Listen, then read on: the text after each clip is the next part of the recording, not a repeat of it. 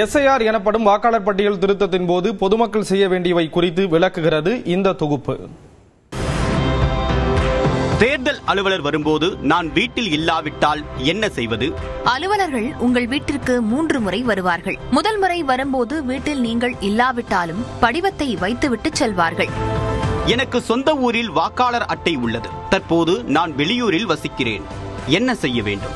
வாக்காளர் அடையாள அட்டை உள்ள பகுதியில்தான் படிவத்தை பூர்த்தி செய்து கொடுக்க வேண்டும். இல்லை என்றால் பட்டியலிலிருந்து நீக்கப்படுவீர்கள்.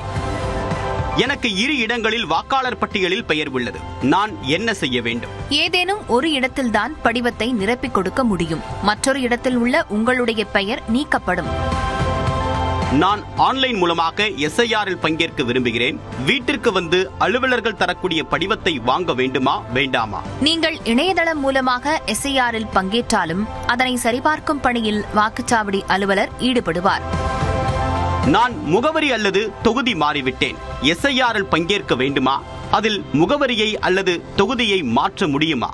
ஒரு சட்டப்பேரவை தொகுதிக்குள்ளாக முகவரி மாற்றம் எனில் வாக்குச்சாவடி அலுவலரிடம் தகவல் தெரிவிக்கலாம். வேறொரு தொகுதிக்கு மாறியிருந்து வாக்காளர் பட்டியலில் அப்டேட் செய்யாமல் இருந்தால் பெயர் நீக்கப்படும். வரைவு வாக்காளர் பட்டியல் வெளியான பின்பு படிவம் 6ஐ பூர்த்தி செய்து இணைய வேண்டும்.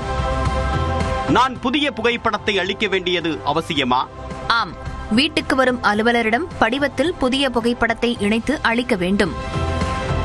படிவத்தை வாங்கிய ஊரில்தான் அதனை பூர்த்தி செய்து வழங்க வேண்டுமா? உங்களுடைய வாக்காளர் பெயர் உள்ள வாக்குச்சாவடி அலுவலரிடம்தான் படிவத்தை அளிக்க வேண்டும். யாரெல்லாம் இந்த பட்டியலில் இருந்து நீக்கப்பட வாய்ப்புள்ளது? சம்பந்தப்பட்ட முகவரியில் இல்லாதவர்கள், முகவரி மாறியவர்கள், இறந்தவர்கள் வாக்காளர் பட்டியலிலிருந்து நீக்கப்படுவர்.